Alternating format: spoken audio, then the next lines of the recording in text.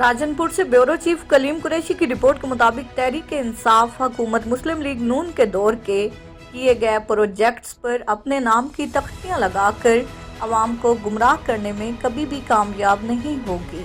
मुस्लिम league नून ही मुल्क की अवाम को एहसास से महरूमियों से निजात दिलाने के लिए अमली इकदाम उठा सकती है। मौजूदा हुकूमत ने महंगाई के तूफान बर्पा करके अवाम को ज़हनी अज़ियत में मुब्तला कर दिया है। बल्दियाती इंतखाबात होते दिखाई नहीं देते। अगर मुकर्ररा वक्त पर इंतखाबात के इनेकाद का अमल हुआ तो मुस्लिम लीग नून सूबा भर में कामयाबी से हमकिनार होगी।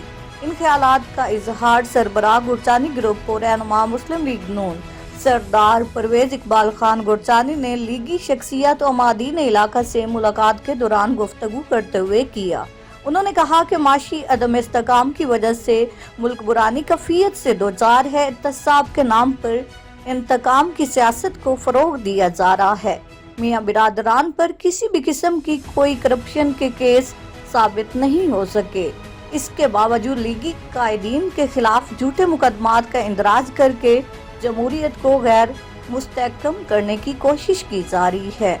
मुस्लिम लीग नून जमहूरियत के मजबूत इस्तेकाम, अमन, तरक्की और पाकिस्तान के बेहतर मुस्तकबिल के लिए अपना मौसर किरदार अदा करती रहेगी। इस मौका पर वडेरा मीर आजाद नकानी, मोहम्मद सलीम कुरैशी, सरफराज अहमद कुरैशी एडवोकेट समेत दीगर मौजूद थे।